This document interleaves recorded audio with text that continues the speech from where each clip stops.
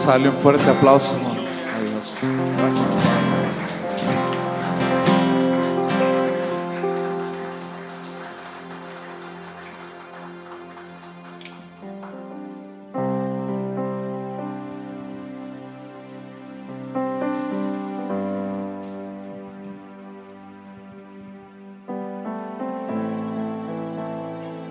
Dios les bendiga a cada uno de los que nos visitan hoy en Iglesia Filadelfia.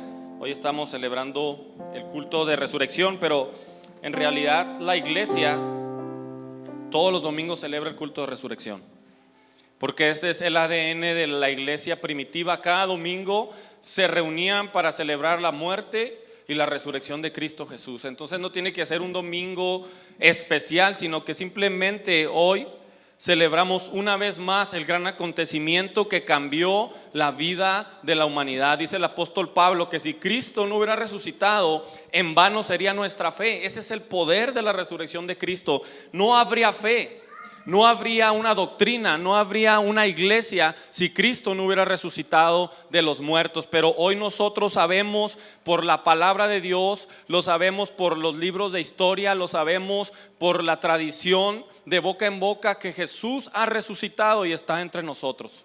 Amén. Y eso es un argumento fuerte. Por lo menos de los siete sermones del libro de Hechos, el principal argumento es la resurrección de Cristo. Los apóstoles, su mayor predicación fue que aquel que había muerto estaba vivo y estaba entre ellos. Y eso fue el impacto en medio de un imperio poderoso como el Imperio Romano. Bueno, hermanos, vamos a estar preparándonos para la predicación. Le voy a dejar el espacio para que salgan los niños a su salón, acá al lado derecho. Ahí van a tener una clase adecuada para ellos. Nosotros nos quedamos aquí y recuerde que estamos con la serie de la vida, viva la vida. Entonces pues la resurrección de Cristo es vida, no hay más que decir. Entonces creo que hoy vamos a ver algunos asuntos referentes a la resurrección, a la vida. ¿Por qué? Porque va de acuerdo totalmente al tema que llevamos en nuestra temporada de Viva la Vida. Entonces le voy a pedir que hagamos una oración al Señor para comenzar la palabra de Dios. Señor, gracias porque nos has permitido venir a tu casa este domingo de resurrección. Señor, hoy celebramos como cada domingo, como cada día de nuestra vida, que tú, Señor, te levantaste de la muerte, venciste al pecado, venciste a Satanás, Señor, y hoy nosotros tenemos una esperanza que un día nos encontraremos contigo en las nubes. Bendice tu mensaje con el poderoso poder y gracia de tu Espíritu Santo, en el nombre de Jesús, amén. ¿Puede tomar su lugar, hermano?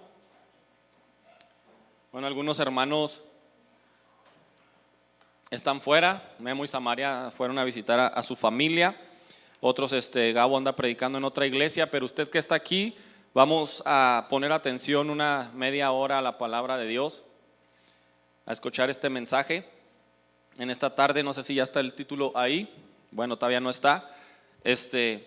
Yo quiero hablar acerca de 3 sucesos que acontecieron en un monte o en una zona geográfica, porque muchos estudiosos dicen que no fue en el mismo lugar, sino que fue en una misma zona geográfica, que es en Moria. Y ahorita vamos a ver qué es Moria. Yo Moria le puse a este título del sermón: Moria, preservación para vida.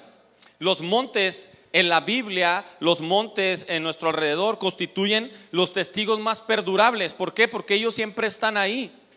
La vez pasada predicaba Juan acerca de que nosotros estamos acostumbrados en Chihuahua a ver cerros, porque es una ciudad, es un estado que tiene muchas cordilleras, que tiene montañas, que tiene cerros. Aquí enfrente tenemos el Cerro Grande, tenemos el Cerro Coronel, pero ellos son testigos de grandes acontecimientos. Nosotros muchas veces no sabemos qué sucedió en ese cerro hace 2000 años, hace 400 años. Hay batallas que se llevaron en montañas, en cerros, hay acontecimientos históricos que sucedieron, y la Biblia no queda exenta de esto. Los montes fueron testigos de acontecimientos extraordinarios para la humanidad a través de la historia. Por ejemplo, en la Biblia podemos ver el monte Ararat. ¿Cuántos saben cuál es el monte Ararat y qué sucedió ahí? Pues es muy fácil. El monte Ararat nos recuerda el diluvio universal. Incluso hay un documental de National Geographic donde se ve que una vez al año, ciertas temporadas del año, se descongela parte del monte y se pueden ver restos del arca de Noé. Entonces el monte Ararat nos recuerda el diluvio universal, el pecado del hombre, la justicia y la misericordia de Dios. Otro monte muy famoso de la Biblia es el monte Sinaí, porque ahí se dieron las tablas de la ley. Otro monte es el monte Carmelo, donde Elías llevó a cabo una batalla por quién era el Dios verdadero, y Dios hizo que descendiera fuego del cielo y Elías degolló a los 400 profetas de Baal. Y luego en el Nuevo Testamento podemos ver el monte de la transfiguración, la aparición de Moisés, Elías acompañados de Cristo. Entonces hay muchos montes en la Biblia donde han sucedido cosas importantes. Podría mencionar muchos más, pero solamente quiero darle un ejemplo. Pero hoy veremos 3 sucesos, 3 acontecimientos extraordinarios que ocurrieron en el monte Moria. Moria significa Jehová provee. Y el primer acontecimiento que sucedió en el monte Moria lo podemos ver, y quiero que me siga con su Biblia, en Génesis capítulo 22. Usted y yo, la predicación antepasada que estuve compartiendo con ustedes, o creo que una antes de estas, estuve compartiendo una parte de la vida de Abraham. Entonces de alguna manera nos ayuda a seguir con esta narrativa de lo que yo ya le había platicado. Si usted no se acuerda, igual no tiene ningún problema, porque la historia que vamos a estar viendo es una historia muy conocida por todos nosotros, que es Génesis capítulo 22, cuando Abraham va a sacrificar a Isaac. Entonces el primer acontecimiento importante en este monte denominado Moria, que ahí viene la historia, el nombre del monte, es cuando Dios le pide a Abraham que entregue a su único hijo. Dice el versículo 2 del capítulo 22, y le dijo Dios: toma a tu hijo, al único que tienes y al que amas, Isaac, y vete a la región de Moria, ahí me lo ofrecerás en sacrificio. Y la historia que vimos la vez pasada de los grandes hombres de fe, pudimos ver cómo Abraham espera muchos años para que Dios le pueda dar el hijo de la promesa. Dios le había dicho que iba a ser de Abraham una gran nación, que le iba a dar una tierra donde fluía leche y miel, pero el asunto es de que Abraham ya era un anciano y él no veía ni la leche ni la miel, y menos veía a su descendiente. Entonces Abraham se desespera, y casi a la edad de 100 años Dios le da a Abraham el hijo de la promesa. Nace Isaac. Abraham y Sara están encantados con el niño, con su primer hijo, hijo nieto casi era ya, o más bien fue hijo nieto. Entonces lo trataban más chiple que de lo normal, porque los abuelos chiplean mucho a los nietos. Entonces Isaac era un hijo nieto, era un hijo especial para ellos, porque no solamente era un hijo, sino que a través de ese hijo la promesa que Dios le había hecho a Abraham se iba a cumplir. Pero de repente Dios le habla a Abraham una vez más y le pide algo totalmente fuera de lo común. Hay un escritor que se llama Dietrich Bonhoeffer, que él escribe un libro acerca simplemente de este suceso. Y él dice: la Biblia no es un libro de moralidad, porque el que Dios te pida que mates a tu hijo es un acto inmoral. Entonces todos aquellos que dicen que la Biblia es moralista están equivocados. La Biblia es un libro de fe con la historia de la redención de Jesucristo.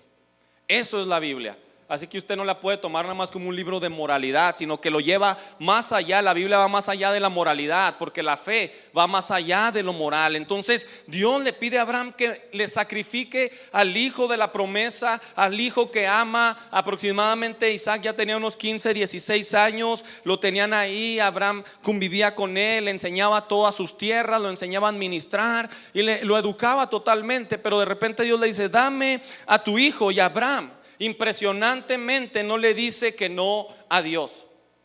Y hay otro escritor suizo que lo llama a Abraham el caballero de la fe, porque un caballero respeta. Dice, él respetó la decisión de Dios y respetuosamente no dijo nada.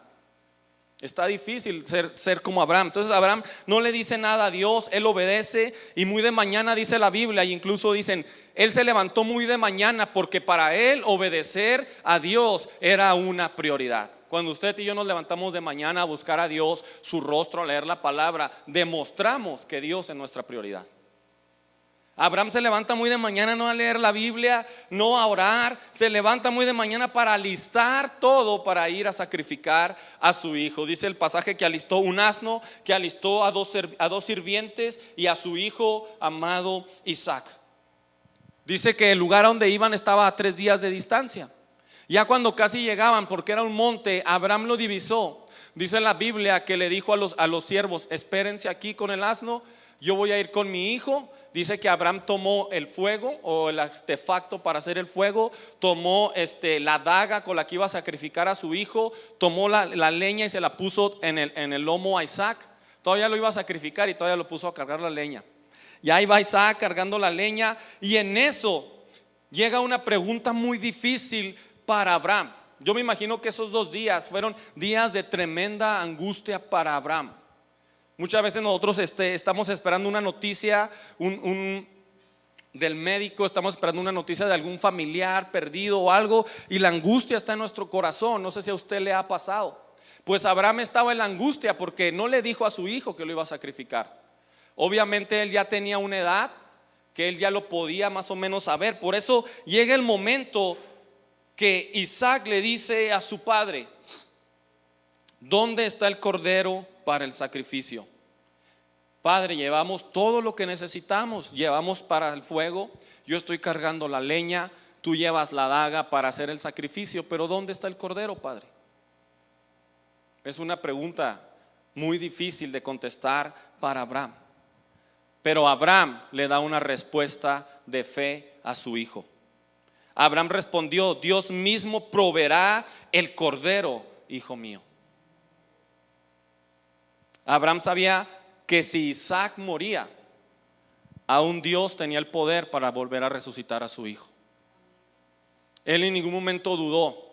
Él ya sabía, él creía que iba a matar a su hijo. Él no estaba pensando en otra cosa, pero él creía que aquel que le había dado la promesa, si se la había dado, tenía el poder para volver de la muerte a la vida a su hijo. Entonces dice el versículo 12, cuando ya Abraham iba y suben al monte, alista la leña, pone el altar con las piedras y dicen, ¿dónde está el cordero? Le dice de alguna manera Abraham, mi hijo, ponte aquí en el altar. En pocas palabras, tú vas a hacer el sacrificio. Y no era algo extraño, porque recuerde que las otras culturas sí sacrificaban a sus hijos. Entonces ponen el altar a Isaac, le venda los ojos, y dice la Biblia que cuando lo iba a degollar para que empezara a desangrarse, en el versículo 12 se escucha una voz que dice, no tomes al niño ni le hagas nada, pues ahora veo que temes a Dios. Temor es igual a obediencia, ya que no me lo han negado y era tu único hijo. ¿Y qué podemos aprender? La obediencia completa a Dios, que se traduce en entregar lo que más amamos, hermano, a Él, trae como fruto la preservación de la vida. La gracia divina que nos ama y nos perdona. Entonces, ¿cuál es la clave de Abraham para preservar la vida de su hijo? No le dijo, ¿sabes qué? No, Dios, este es mi hijo y tú me dijiste que me lo habías dado y no te lo voy a dar. Él obedeció ciegamente y le entregó hasta la muerte, si era necesario, a lo que más amaba. La clave está en no negarle nada a Dios. Todo lo que tenemos, todo lo que somos proviene de Él. Por eso nosotros no debemos negarle a Dios lo que tenemos. Cuando obedecemos a Dios y le entregamos lo que más amamos, Él trae vida, Él trae provisión, Él trae bendición para nuestra vida, para nuestras familias, para las personas que nos rodean. Fíjese lo que dice el versículo 15 y 17. Ya que no me han negado a tu hijo, el único que tienes, te colmaré de bendiciones. Qué tremendo esto, porque Abraham ya tenía muchas posesiones, pero Dios le dio más.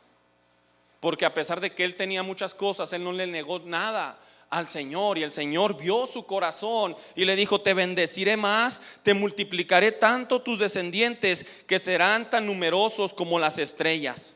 Abraham obedeció a Dios, no le negó lo que le pidió, que era lo que más amaba, y Dios le preservó la vida de su hijo, el hijo de la promesa.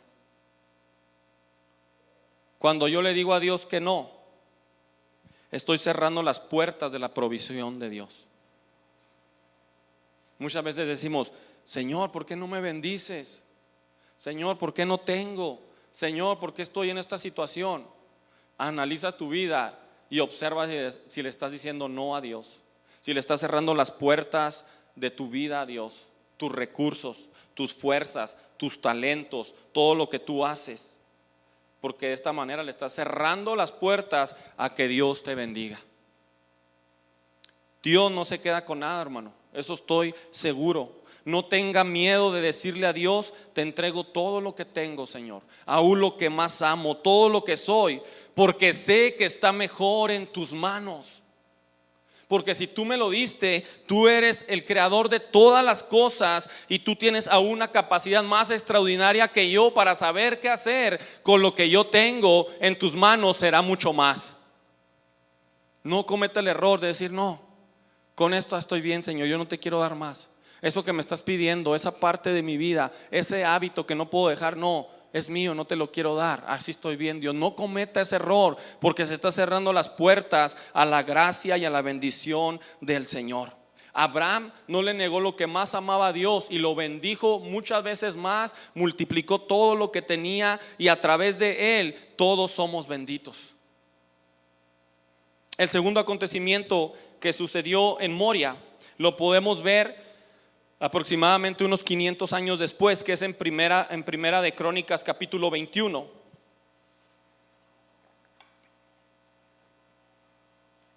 Y este pasaje es muy interesante porque trae algunas cosas controversiales para algunas personas, pero aquí vamos a explicar lo más sencillo que podamos. Dice primera de Crónicas capítulo 21 versículo 1: Satanás se levantó contra Israel y provocó que David hiciera un censo del pueblo de Israel. David ya está viejo, David ya conquistó lo que tenía que conquistar, ya hizo lo que tenía que hacer, solamente le falta un deseo en su corazón, y es construir un templo para adorar a Dios. Acuérdense que había tabernáculo, pero el primero que construyó templo fue Salomón, pero David fue el que lo planeó todo. Entonces, antes de morir David dice: quiero hacer un censo. Pero fíjese lo que dice el versículo: Satanás se levantó contra Israel.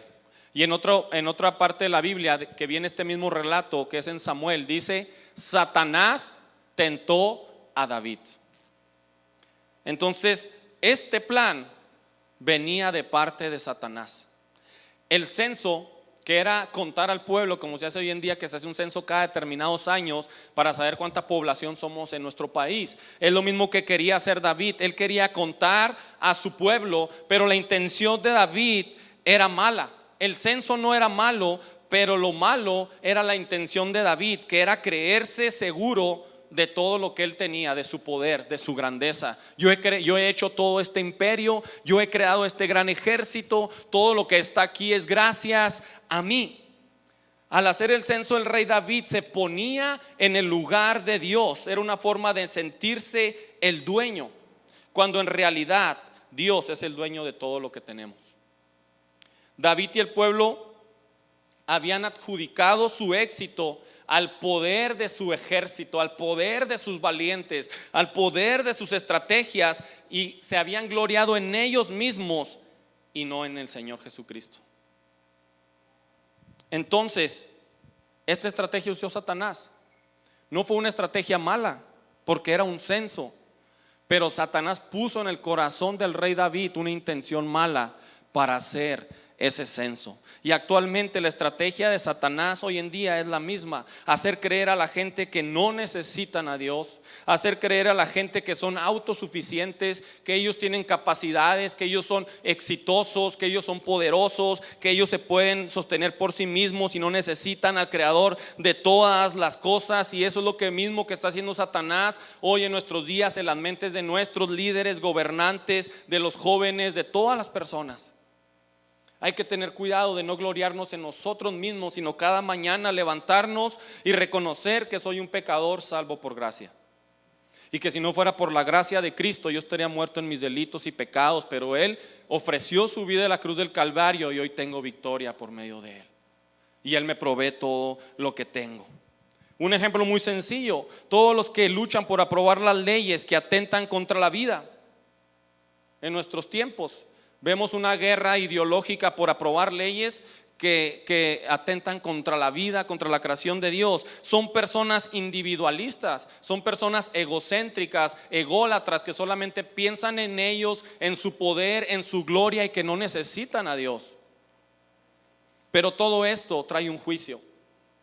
Y el mismo pasaje lo dice, que después de que David hizo el censo, porque duraron muchos meses, porque era a pie caminar desde Dan hasta Beerseba, de orilla a orilla por todo el territorio de Israel. Después de que duraron algunos 4 o 5 meses en hacer el censo, Dios se disgustó mucho por el censo y castigó a Israel por haberlo hecho.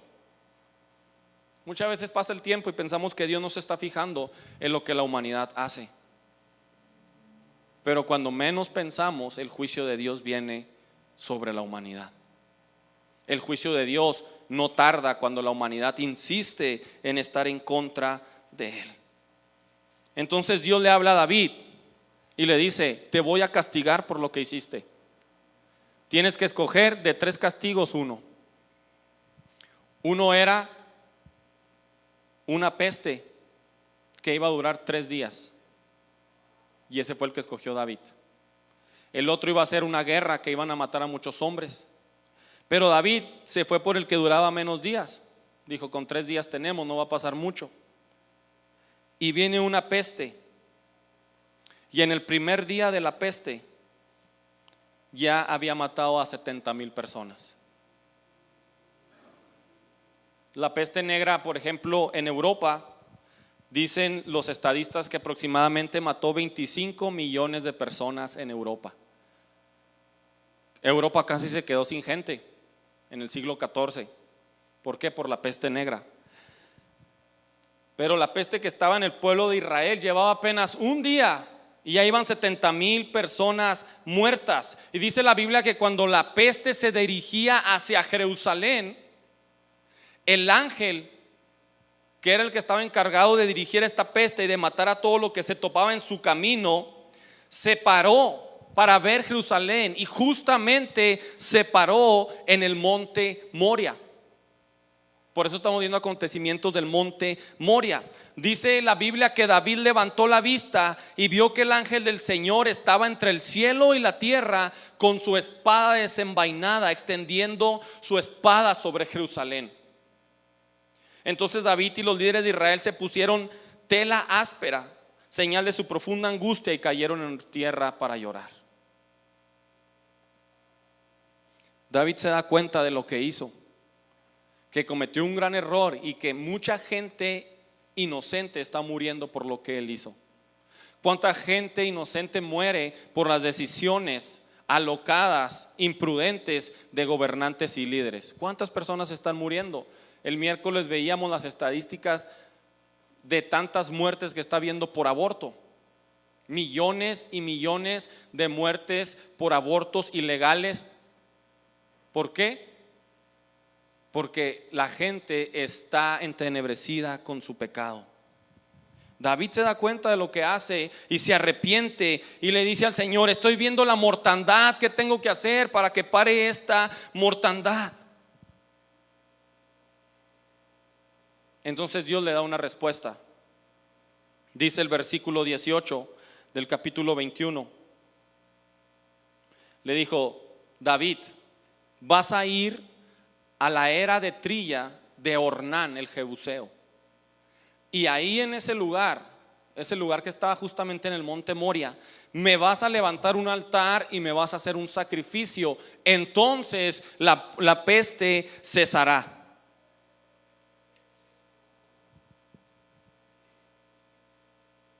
Y cuando David va al monte de Ornán, el Jebuseo, justamente él está ahí en su era de trillando el trigo. Y cuando él ve venir al rey David, dice la Biblia que Ornán llega y se postra ante él y le dice: ¿qué quiere mi señor? ¿A qué viene aquí a este lugar a visitarme?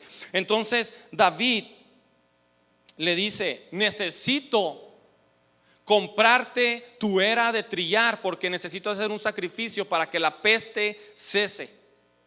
Y justamente momentos antes de que llegara el rey David, Ornán, mirando al cielo, porque era un acontecimiento extraordinario, estaba el ángel entre el cielo y la tierra y todo el pueblo lo estaba viendo. Dice que Ornán lo vio y que a su lado estaban sus 4 hijos, y sus hijos del miedo se escondieron.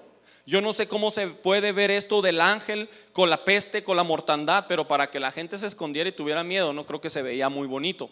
Entonces dice que ellos se escondieron, sus 4 hijos, y Ornán se quedó allá afuera siguiendo trillando. Y en eso llega David y le dice: necesito tu era de trillar. Y quiero que ponga atención en esta parte importantísima del relato, que trae un principio importante para nosotros. David le pide la era de trillar a Ornán. Dice el versículo 22: le dijo: dame el sitio de esta era para erigir en un altar a Jehová. Fíjese bien, dámelo por su justo valor en plata. No quiero que se le olvide: justo valor en plata, para que la plaga se retire del pueblo. David le está ofreciendo a Ornán el justo valor en plata. Pero Ornán le responde de la siguiente manera: tómalo, mi señor, haga lo que mejor le parezca. Le doy también mis bueyes para que haga el holocausto, le doy mi trillo para la leña, le doy el trigo para la ofrenda, y le doy todo se lo doy. Él no quiso dinero. Él le dijo: si esto es para que la peste deje de cese y ya no haya más mortandad, yo le doy todo en este instante para que usted haga el sacrificio. Y esta tarde la actitud de Ornán nos enseña tantos principios para hoy en nuestro día. Primeramente, ¿qué era la era de trillar? Era un pedazo de tierra circular que lo tenía cada persona, o a veces lo tenían entre varias personas. Los que son de campo han de saber. Pero era un pedazo de tierra circular. La tierra estaba pisada para que estuviera dura. Entonces, en este lugar, después de la cosecha, después de que tú hiciste los surcos, echaste la semilla, esperaste que lloviera, al fin sí se dio la cosecha, la cortaste, al final de todo eso, después de la cosecha, se llevaba todo lo que tú habías recolectado a la era de trillar. Y se esparcía el grano ahí. Y los agricultores separaban el trigo de la paja en este lugar, mediante bueyes que pisaban las espigas o tirando un trillo. Por eso vemos que en el versículo le dice: toma mis bueyes, toma el trillo, toma la paja, toma todo. ¿Qué significa esto, hermano? Ornán le ofreció a David todo su trabajo, tal vez de un año, porque las tierras eran de temporal. Hoy podemos tener tierras de riego, pero la tierra de temporal es la que tú tienes que esperar a que se dé, a que crezca, la cortas, la guardas en tu casa y con eso te alimentas. Él estaba dando todo el sustento, tal vez de todo medio año, tal vez de 5 meses, tal vez de un año, no lo sé exactamente, pero él estaba dando todo lo que tenía a David. Y no solamente su alimento, sino su herramienta de trabajo, que eran los bueyes, que era el trillo, su pedazo de tierra. Completamente todo se lo ofreció al rey David, porque él sabía que ese lugar iba a ser usado para sacrificar a Jehová y que la muerte dejara de eliminar a las personas.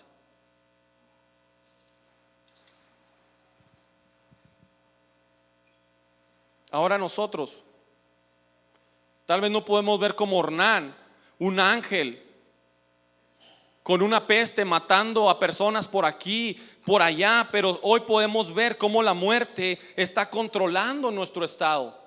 Hoy podemos ver cómo la muerte está destruyendo familias. Hoy podemos ver cómo la muerte está acabando con nuestra ciudad, nuestro estado. Primer lugar en las peores estadísticas, ya lo hemos tratado en otras predicaciones. Primer lugar en suicidio, primer lugar en homicidios, primer lugar en divorcios, en enfermedades. No nos basta con ver eso para decir: Señor, tiene que cesar esta peste, tiene que cesar esta muerte. Dios quiere que todo lo que tú tienes sea usado para traer vida, igual que lo hizo Ornán. Dios quiere usar lo que tú tienes para frenar la muerte, para traer bendición, pero necesitamos entregarnos todos a Él, como la misma actitud que tuvo Ornán ante el rey David. Pero muchas veces decimos: no, Señor, sí, qué bueno que tú me bendices a mí, pero no me importa todo lo que está pasando alrededor. El día que me toque a mí o a mi familia o a un familiar, entonces sí me voy a preocupar y voy a venir a la iglesia para que oremos por él. Pero ¿qué de todos los demás que no son familiares tuyos, que no son amigos tuyos, que el diablo los está destruyendo? No somos capaces de decir: Señor, mi vida la entrego a ti para ser un instrumento para que la mortandad cese. Sea con oración, sea con mi ejemplo, sea con mi trabajo, sea con mis recursos, Señor, pero te entrego todo a ti. Y dice el versículo 25, por eso le decía, acuérdese cuando David le dijo: te quiero dar 50 monedas de plata por tu era de trilla. Y el versículo 25 dice: y David dio a Ornán por el sitio la suma de 600 siclos de oro. Y volvemos al mismo principio de Abraham. Cuando tú le entregas todo a Dios, Él no se queda con nada, Él te da aún más de lo que tú tenías. Pero te vas a animar a entregarle todo al Señor. Exactamente lo que el rey David le dio a este hombre son 6,600 gramos de oro puro, el equivalente a nuestros días de 5 millones de pesos. La era de este hombre valía, su valor real era 50 monedas de plata, pero el rey le dio 600 ciclos de oro. ¿Cuánto vale lo que tú tienes? ¿Cuánto vale tu vida? ¿Cuánto vale tu casa? ¿Cuánto valen tus talentos? Entrégaselos a Dios y Él va a hacer algo más con lo que tú tienes.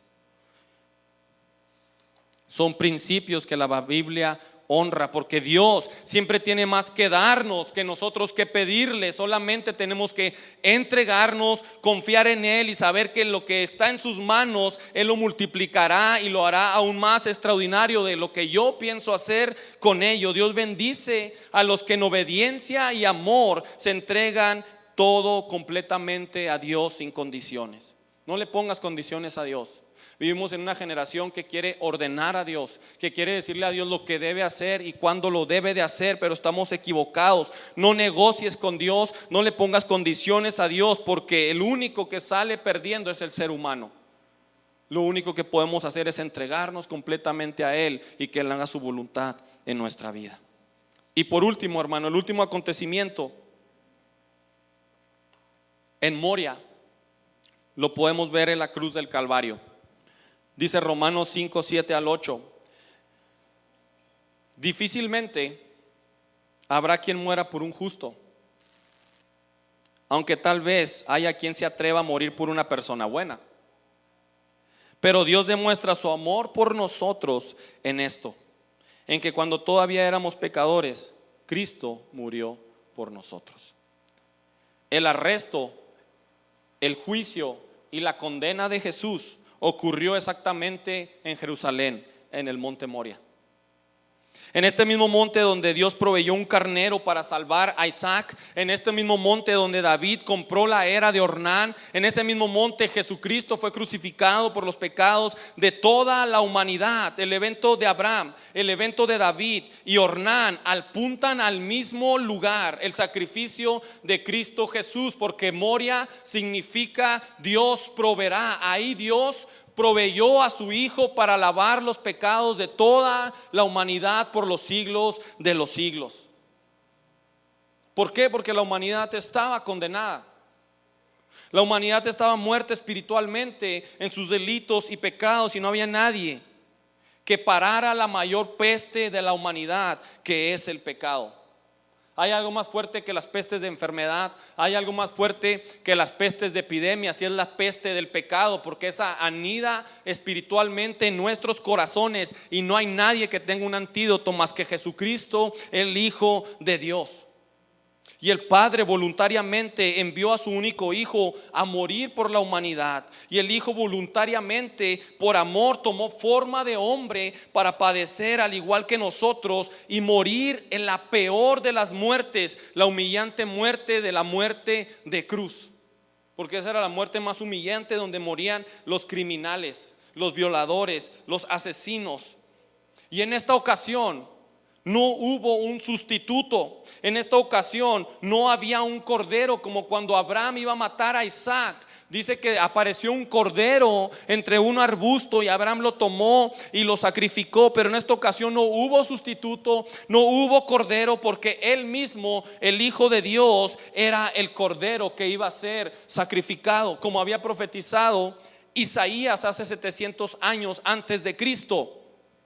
Como cordero al matadero será llevado. Como lo había predicho Juan el Bautista cuando ve venir a su primo para bautizarse, y lo ve frente a frente y le dice: he ahí el Cordero de Dios que quita el pecado del mundo.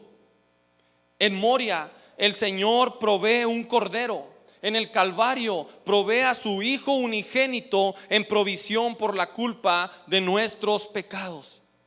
Él mismo fue el altar, Él mismo fue el sacrificio, Él mismo fue el sacerdote, porque Cristo es el máximo sacrificio que ha existido por los siglos de los siglos. David pagó 600 siclos de oro para hacer sacrificio y cesar una peste. Jesús pagó con su propia sangre para vencer la muerte y el pecado. David, después de hacer el sacrificio, hizo los planes para edificar el templo de Dios. Jesús murió por nosotros para edificar un templo no hecho por hombres, pero un templo en nuestros corazones, para que podamos estar comunicados con Él todos los días de la semana, 24 horas, día y noche. Cuando usted quiera puede entrar confiadamente a la presencia de Dios. Esto y mucho más significa el último de los 3 acontecimientos en Moria. Y con esto quiero acabar, y le voy a pedir a los músicos que pasen, por favor.